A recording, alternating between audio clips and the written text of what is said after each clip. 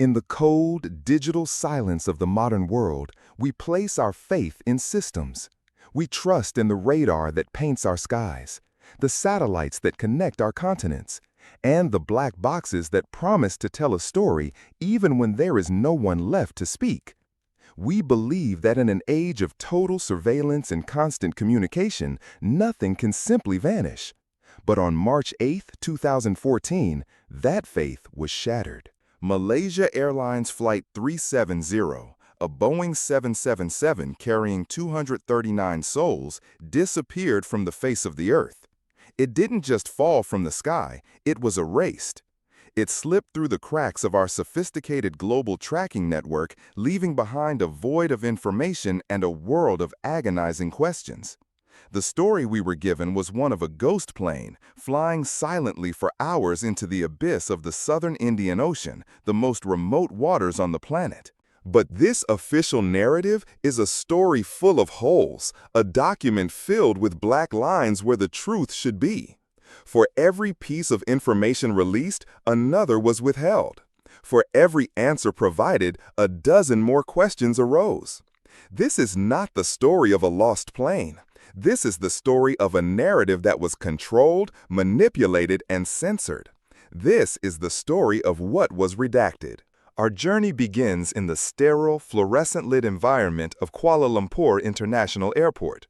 It is just past midnight, a time when the world's great travel hubs are humming with a quiet, purposeful energy. Passengers, a mix of weary business travelers, excited tourists, and families returning home, file onto the wide-body jet, finding their seats, stowing their luggage, settling in for the 6-hour flight to Beijing. On the flight deck, two men are preparing for a routine trip. Captain Zaharie Ahmad Shah, a 53-year-old veteran with over 18,000 hours of flight time, is a respected senior pilot at Malaysia Airlines. Beside him sits 27-year-old First Officer Farooq Abdul Hamid, a promising young pilot on the cusp of being fully certified on the 777. Everything about this moment is normal, mundane, one of thousands of such departures that stitch the globe together every night. At 12:42 a.m. local time, MH370 gracefully lifts off from the runway, its lights ascending into the humid Malaysian night. It climbs to its cruising altitude of 35,000 feet, following its designated flight path over the Malay Peninsula towards the South China Sea. The handoffs between air traffic controllers are seamless, professional, and utterly unremarkable. At 1:19 a.m., as the plane is about to leave Malaysian airspace and enter Vietnamese airspace in control, a final, now infamous message is transmitted from the cockpit. The voice, calm and casual, says, "Good night, Malaysian 370.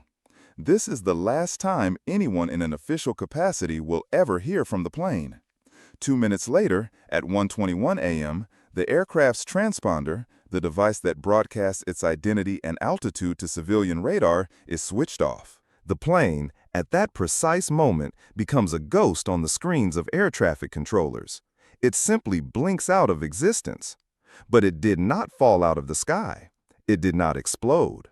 What happened next is where the official story begins to fray, and where the first and perhaps most critical redaction of information occurred.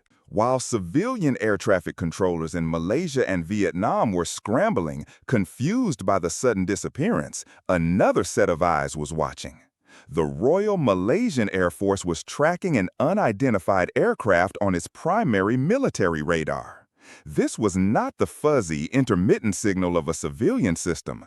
This was high-powered military hardware designed to detect potential threats with precision. The radar showed an aircraft making a sharp, deliberate turn to the west, back across the Malay Peninsula. It flew a weaving, evasive path, skirting the border of Thai airspace before heading out over the Andaman Sea. This was not a plane in distress. A plane suffering from catastrophic failure does not execute complex, sustained, and manually controlled maneuvers for over an hour. Yet this crucial information, this undeniable proof of a deliberate act, was not shared with the world.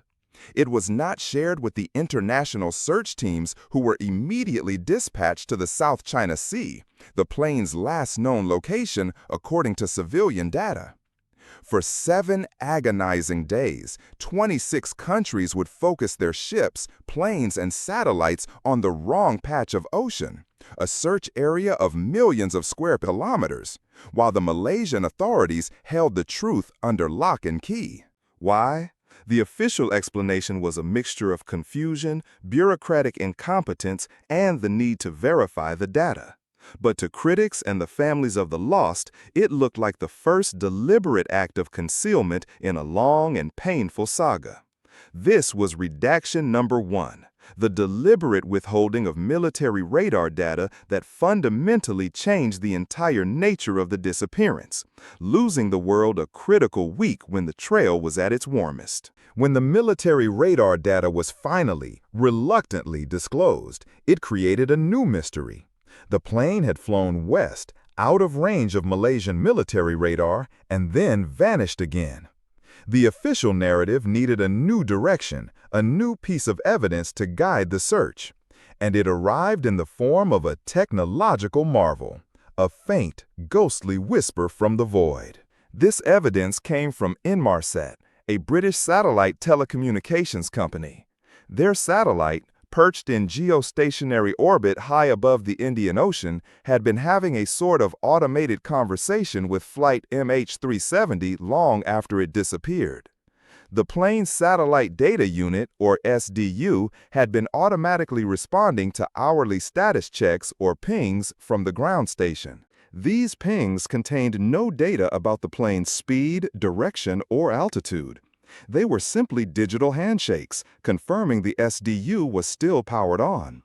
But within these simple signals, Inmarsat engineers found 2 crucial data points: the burst timing offset, BTO, and the burst frequency offset. The BTO measured the time it took for the signal to travel, which allowed them to calculate the plane's distance from the satellite.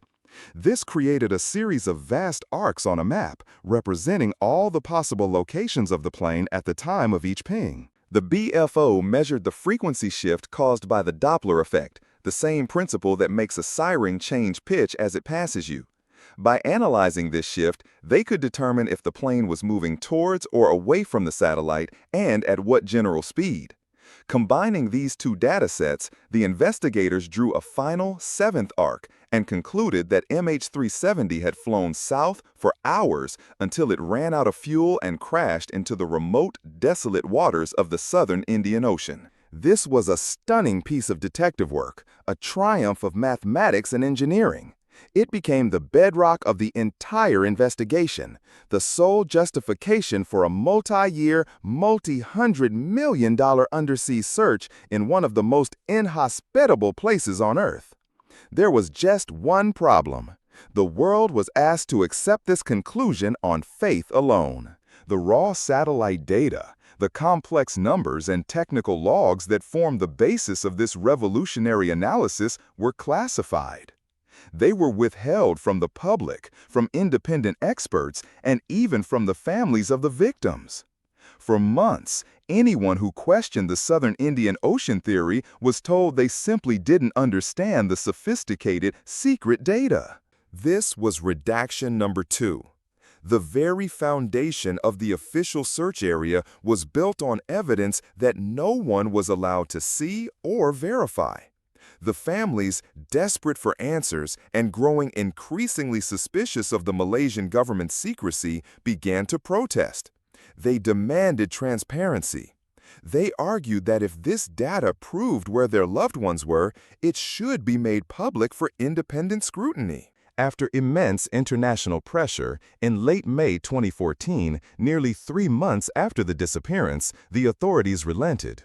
They released a 47-page document containing the Inmarsat data logs. But this was not a victory for transparency. It was another, more subtle, form of redaction. The document was not the raw, unprocessed data that engineers use. It was, in their own words, a human-readable summary. It was a cleaned-up, formatted, and simplified version of the logs. Key technical fields were left blank. The extensive pre-flight data, which could have provided a crucial baseline for the system's normal operation, was almost entirely missing. Independent investigators, a dedicated global community of engineers, pilots, and data scientists who had formed the independent group, immediately raised alarms. They argued that without the raw technical details, a complete and truly independent verification of the BTO and BFO calculations was impossible. It was like being given the answer to a math problem without being allowed to see the equation itself. Why present the data in this way? Why not release the original untouched log files? The official line was that the data was complex and proprietary, but to the skeptics, it suggested that the summary had been curated to support a predetermined conclusion. It prevented anyone from exploring alternative interpretations of the data, interpretations that might point to a different flight path, a different endpoint, or a different fate entirely. Despite the limitations, the independent group and other researchers dove into the 47 pages. They reverse-engineered the calculations and, while many agreed that a southern route was plausible, they also found that the data was not as definitive as the authorities claimed. Small changes in assumptions about the plane's speed, altitude, or electronic state could produce wildly different endpoints, some even suggesting the plane could have flown north. More troublingly, some analysts suggested the data itself could have been manipulated. The burst frequency offset values, which were critical for determining the southerly direction, depend on the plane maintaining a stable flight path. If the plane was undergoing erratic maneuvers, or if its electrical systems were compromised, the BFO data could be misleading or even meaningless. The redaction of the raw Inmarsat data created an information vacuum.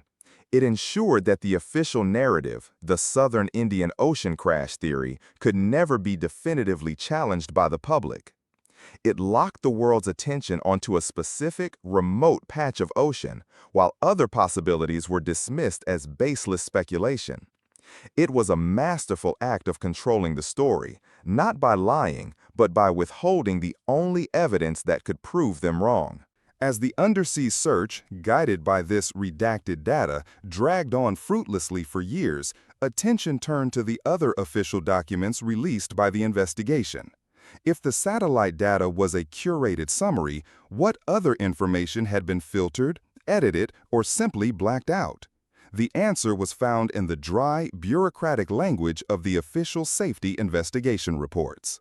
In March 2015, on the first anniversary of the disappearance, the Malaysian investigation team released a 584-page interim report titled Factual Information.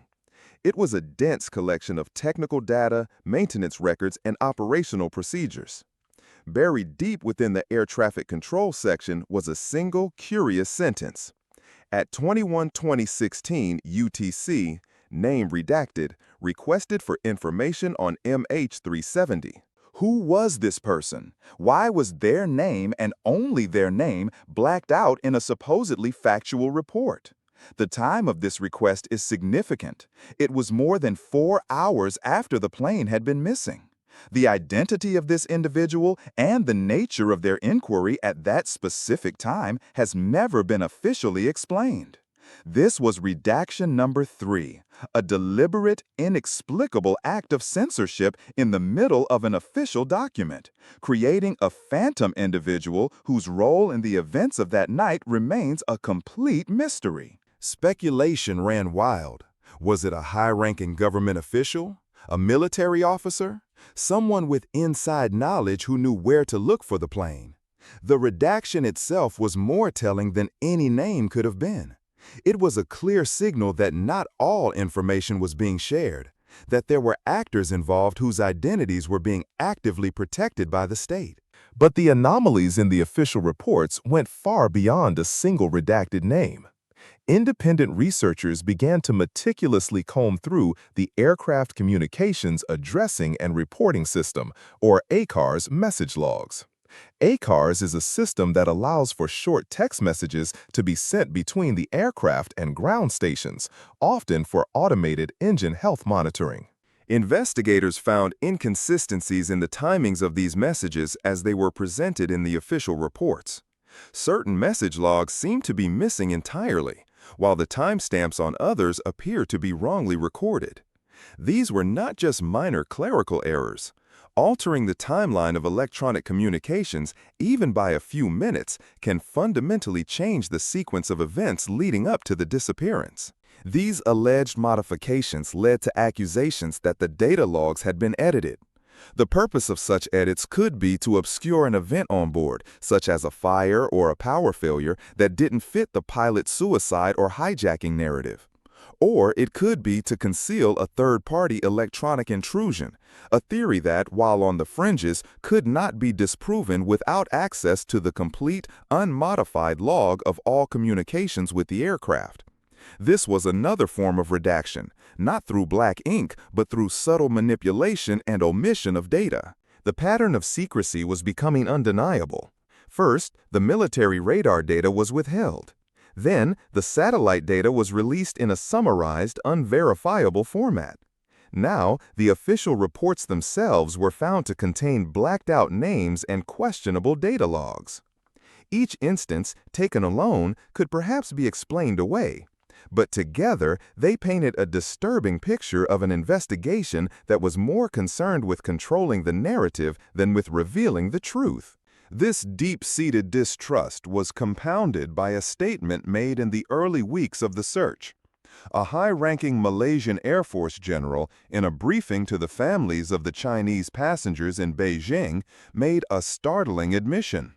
He told the grieving relatives that there was sealed evidence that could not be made public.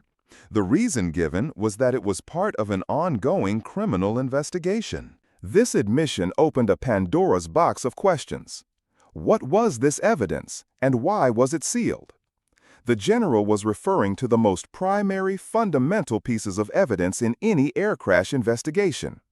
This was redaction number 4, and it was the most sweeping of them all: the deliberate sequestering of all primary source material. The sealed evidence included the full, unedited air traffic control radio transcripts and recordings.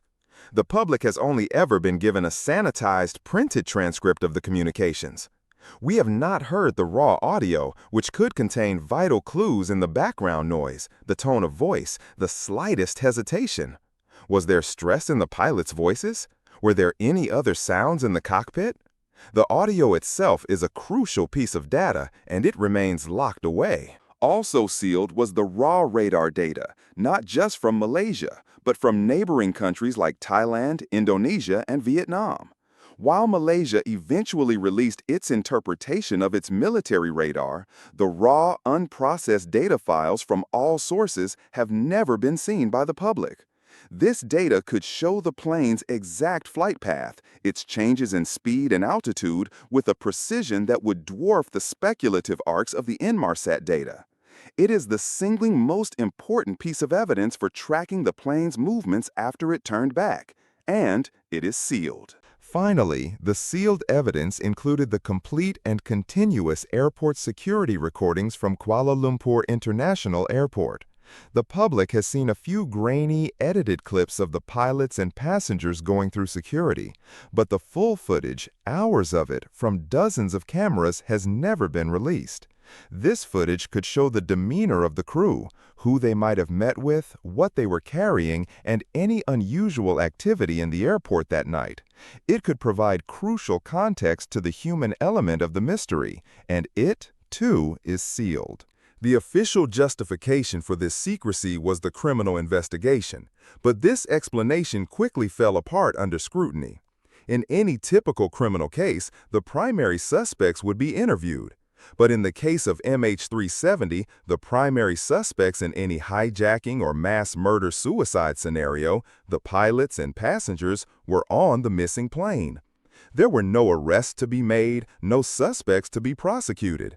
The argument that releasing the evidence would jeopardize a future trial seemed, to many, to be a hollow excuse. To the families and independent investigators, sealing the primary evidence felt like a deliberate strategy to prevent anyone from challenging the official story.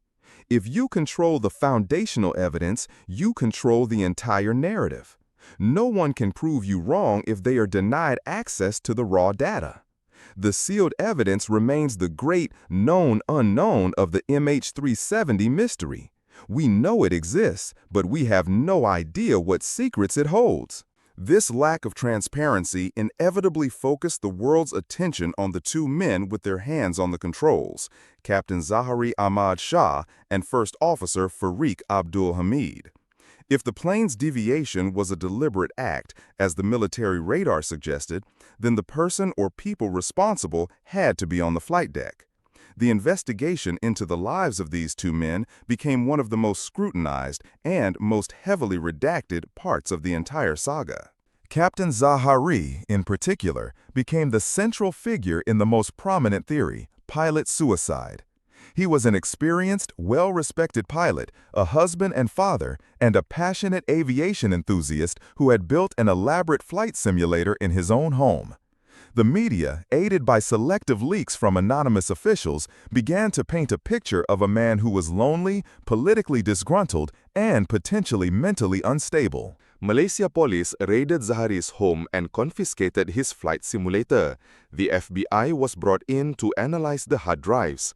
What they found became one of the most explosive and controversial pieces of information in the entire case.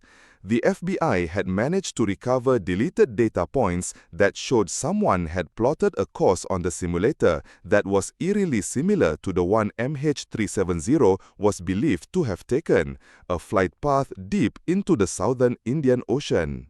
This was presented by many as the smoking gun, definitive proof of a premeditated suicide mission. The Malaysian authorities, however, publicly downplayed the finding. In their final safety report, they dedicated only a small section to the simulator, concluding that while the route was found, there was no evidence to link it directly to the disappearance.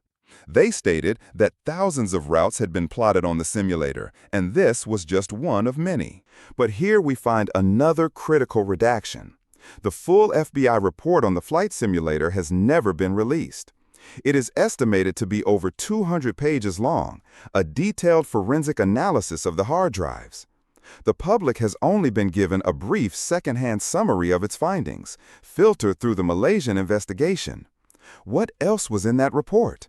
Did it contain other suspicious routes? Did it contain emails, search histories, or other documents that could have shed light on Zaharie's state of mind? We simply don't know. The primary forensic evidence on the primary suspect remained sealed. This pattern of concealment continued in the final safety investigation report released in July 2018. The massive 449-page document was supposed to be the definitive account of the investigation.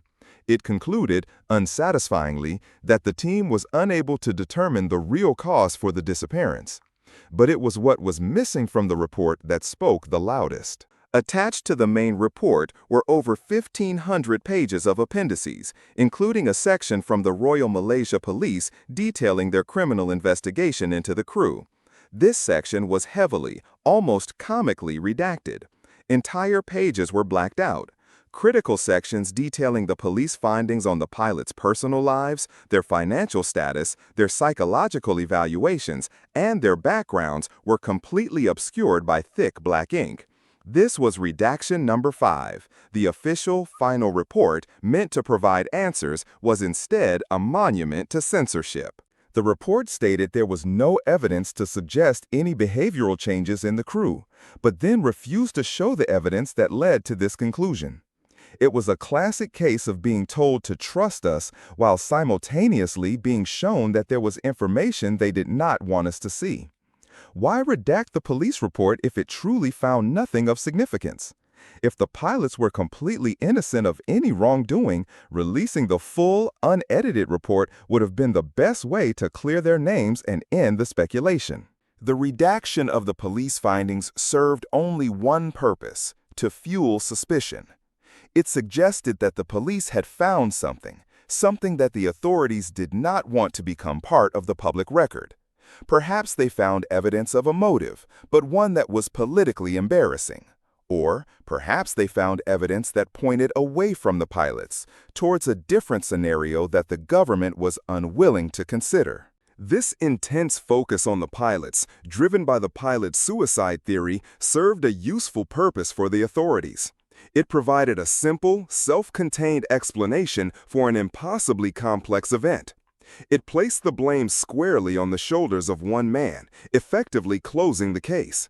But in their rush to promote this narrative, they ignored or downplayed another critical area of the investigation, one that was also subject to a curious lack of transparency: the plane's cargo. For the first week and a half after the disappearance, the full cargo manifest of MH370 was a closely guarded secret.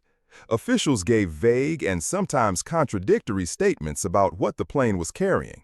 This secrecy immediately sparked theories about a dangerous or illicit shipment that could have somehow been responsible for the plane's fate.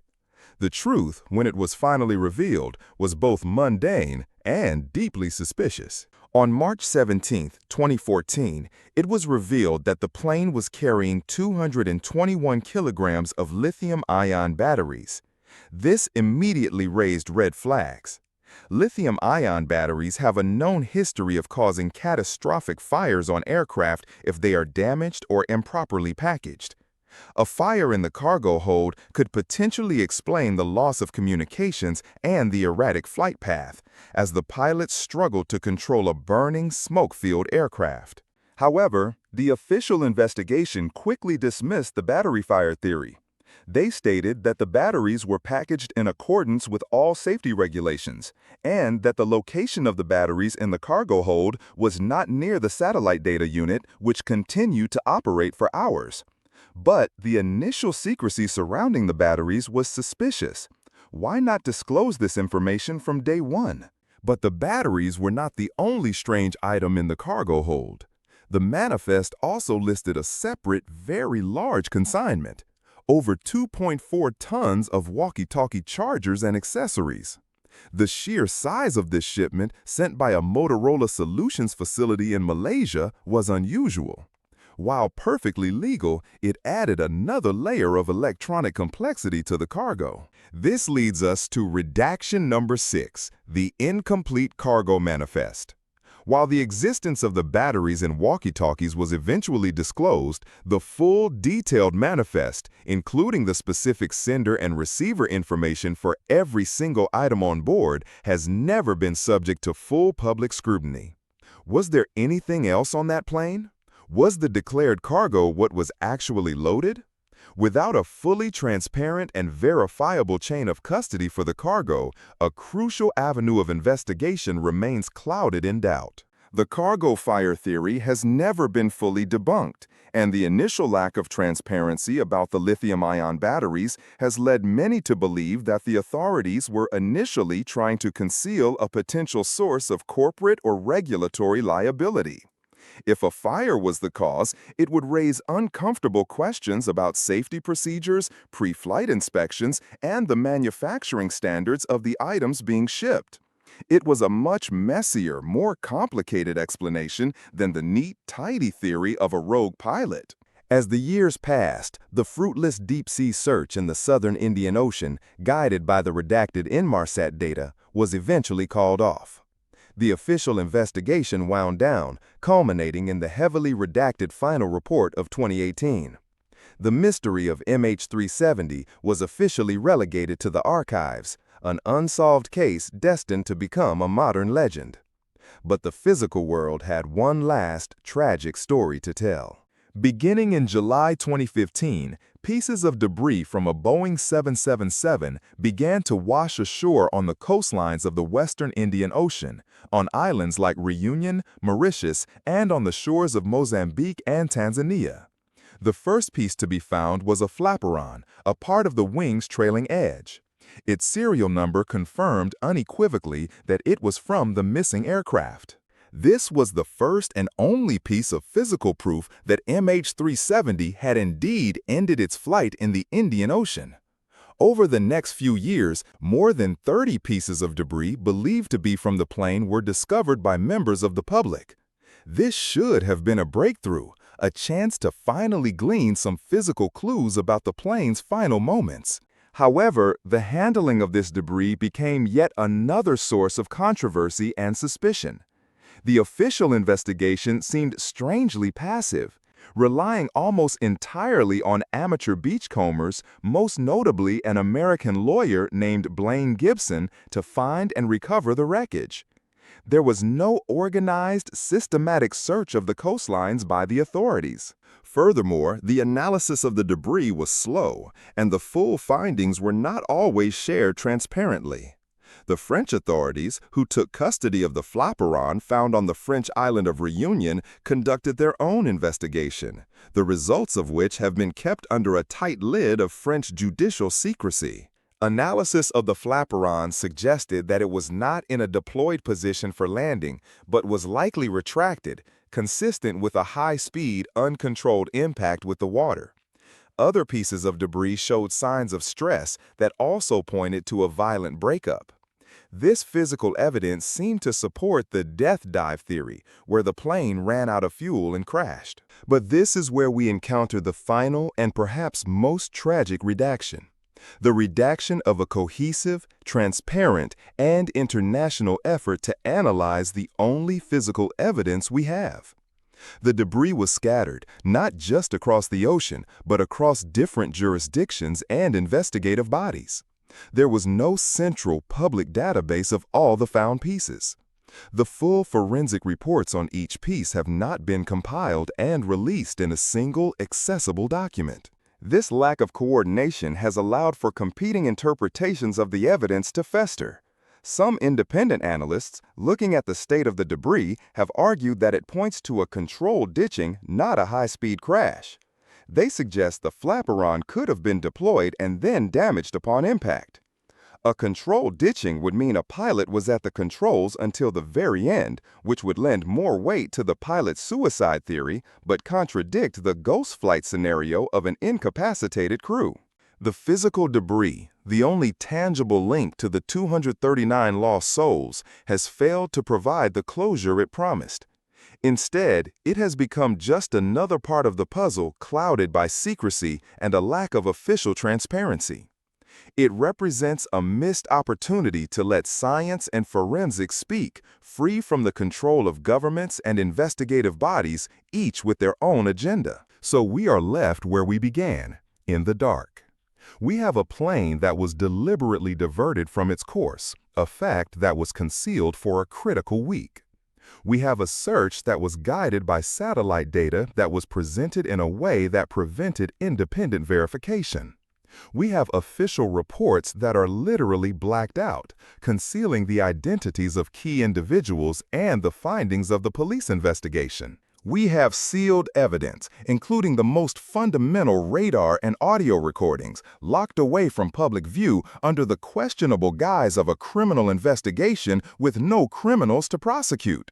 We have a cargo manifest that was initially withheld, revealing a shipment of potentially hazardous materials.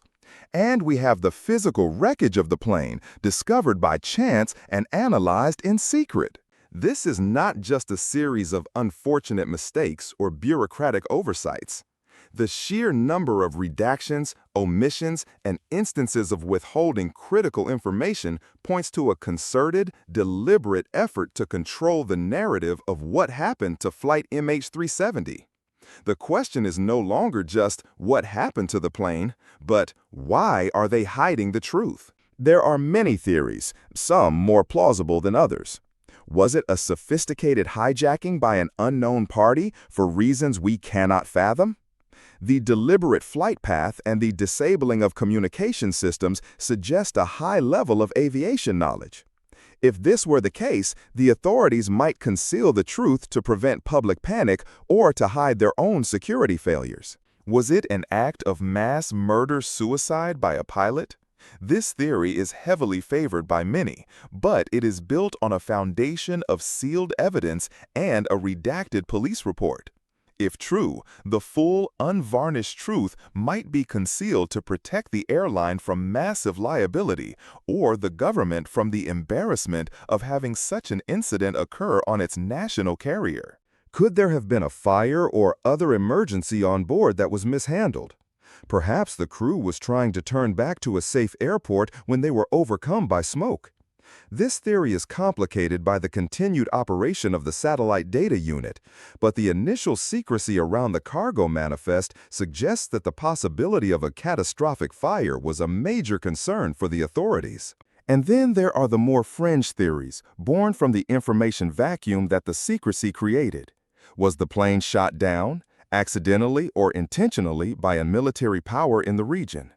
The withholding of military radar data from multiple countries is often cited as evidence for this scenario. Such an event would be a geopolitical catastrophe, an act so devastating that governments would go to any length to conceal it. Was there a secret, high-value cargo or passenger on board that was the target of an intelligence operation? Was the plane remotely hijacked through its electronic systems? These are the realms of speculation, but they are a direct result of the official investigation's failure to provide a transparent and credible account of the facts. We may never know the complete truth. The ocean may hold its secrets forever. But the redactions tell their own story. They tell a story of governments and authorities who do not trust their own people with the facts. They tell a story of a narrative that was constructed piece by piece, not from all the available evidence, but from a carefully selected subset of it. The real tragedy of MH370 is twofold. There is the profound, unimaginable loss of the 239 people on board, and the unending grief of the families they left behind. But there is a second tragedy, the death of transparency and the birth of a mystery that has been deliberately engineered to be unsolvable. The black lines in the official reports are not just empty spaces. They are a monument to the questions that were never answered. They are a symbol of the evidence that was never shared. They are the final silent testament of Flight MH370, a story that is defined not by what we know, but by what we have been forbidden to see. The truth was not lost in the crash. It was redacted. The story of MH370 is a chilling reminder that in our modern technological age, information is power. The ability to control information, to release it selectively, to summarize it, and to redact it is the ability to shape reality itself. The official narrative of a tragic, inexplicable accident in a remote ocean is the reality we have been given. But the mountain of withheld evidence suggests that another reality, a more complex and perhaps more sinister one, remains hidden from view, locked away in sealed archives and buried under layers of official secrecy. The families of the 239 victims have not stopped fighting for that hidden truth. They have continued to pressure governments, to file lawsuits, and to support independent researchers in their quest for answers. They understand that their personal tragedy has become a global symbol of the public's right to know.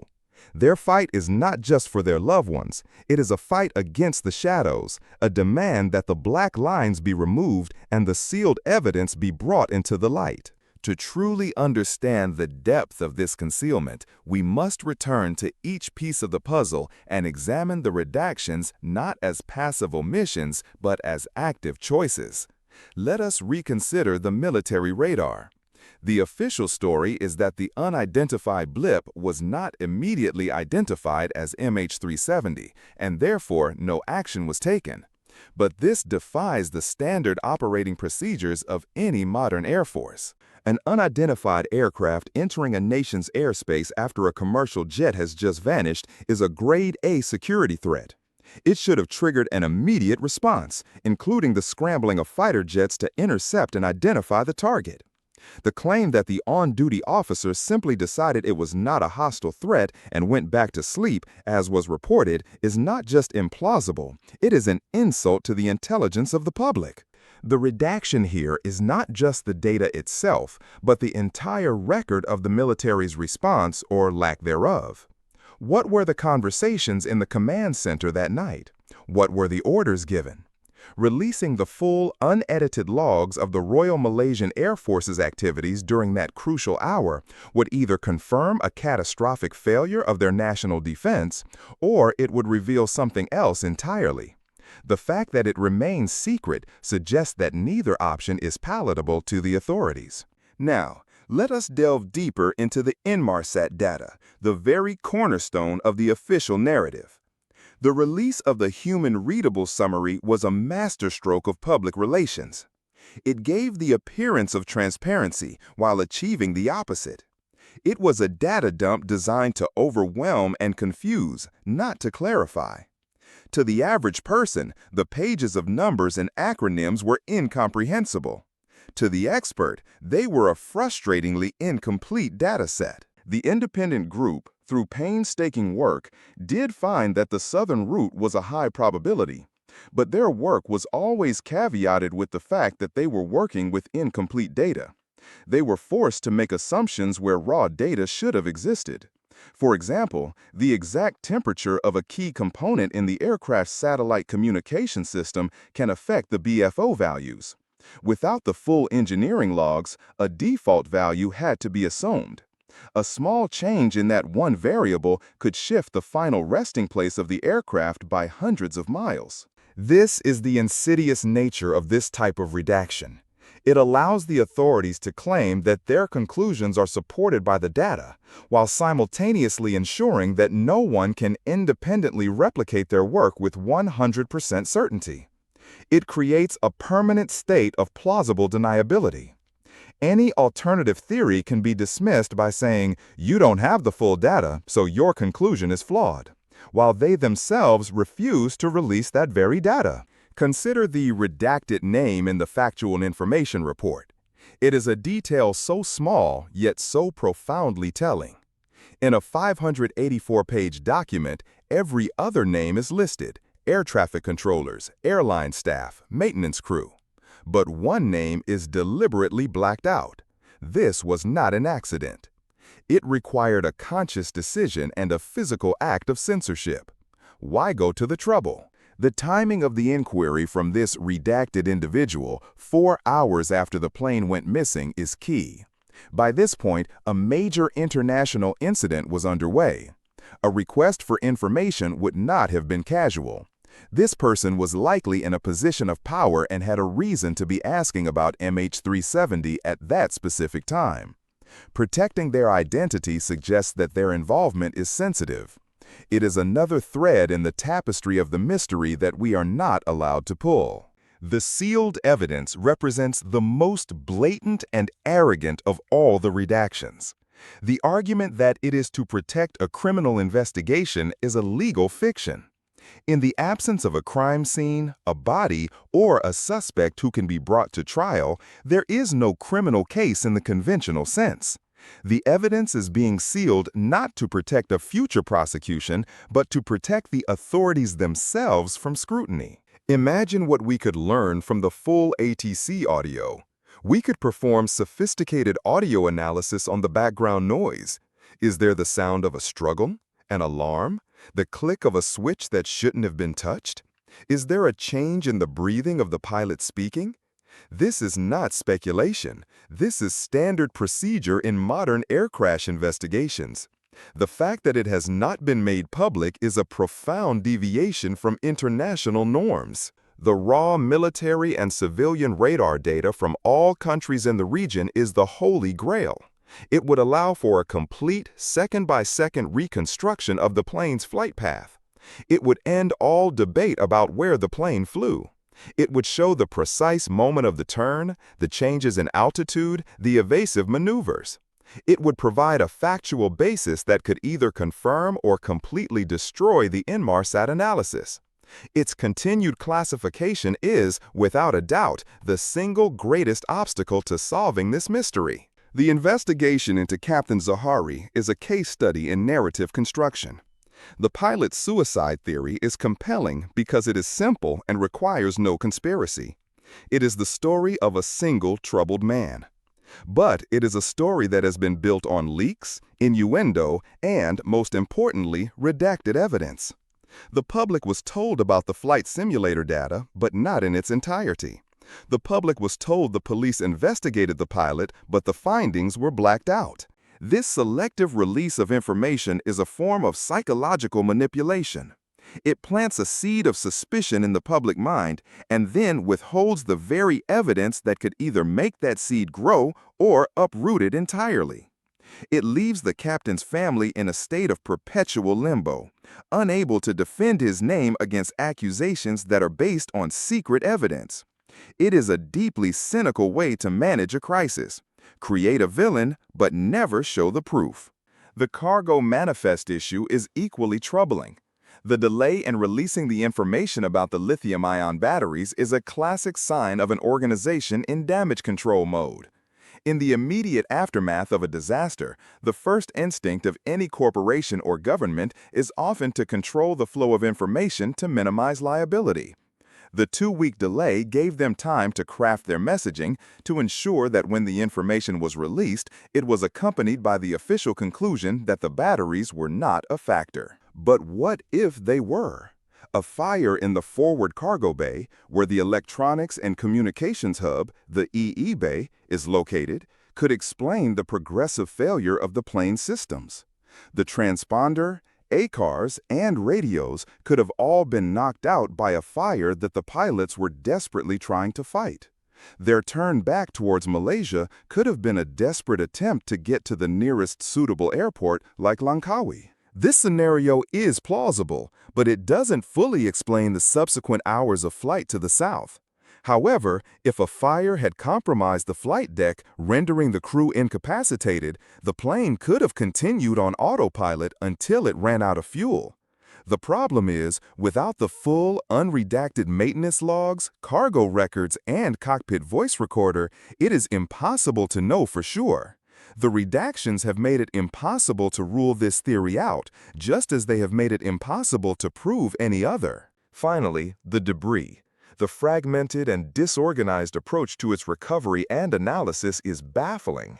In the case of Air France 447, which crashed in the Atlantic in 2009, a massive, coordinated international effort was launched to recover every possible piece of wreckage.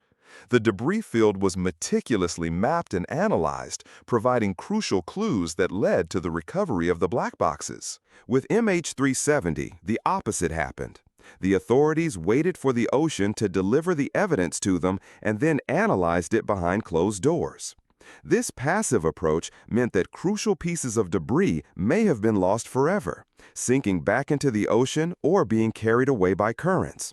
It also meant that the chain of custody for the evidence was often weak, relying on private citizens to find, document, and hand over the pieces. This brings us to the ultimate question: what singular truth could possibly explain this multi-layered, multinational, multi-year campaign of redaction and secrecy?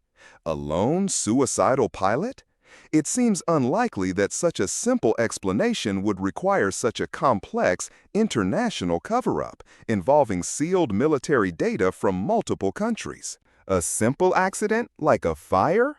Again, why the deep secrecy? Airlines and manufacturers are insured for accidents. While damaging to their reputation, it is a known risk of doing business. A cover-up of this magnitude seems disproportionate to the crime of a safety failure. The scale of the secrecy seems to suggest a truth that is so damaging, so destabilizing, that the authorities believe the public is better off not knowing. This is the logic of the national security state, where information is withheld not for the public good, but for the good of the state itself. Theories involving a shoot-down or a botched interception, once considered outlandish, become more plausible when viewed through the lens of the redactions. Such an event would involve military and political culpability at the highest levels, a secret that nations would go to extraordinary lengths to protect. We are left with a ghost story, but one where the ghosts are not on the plane. They are in the censored documents, the blanked-out data fields, and the silent, sealed vaults of evidence. The disappearance of Flight MH370 was not just a failure of technology or a single human act. It was a failure of transparency, A demonstration of how easily the truth can be obscured in the modern world, not by destroying it, but by simply redacting it. The final destination of the aircraft may never be known, but the final destination of the truth is in our hands. It lies in the continued questioning, the demand for accountability, and the refusal to accept the black lines as the end of the story. For somewhere in the sealed files and the raw data logs, the full, unredacted story of Malaysia Airlines Flight 370 is waiting to be told. And until it is, the 239 souls on board will not be the only thing that is missing. The truth will be missing too.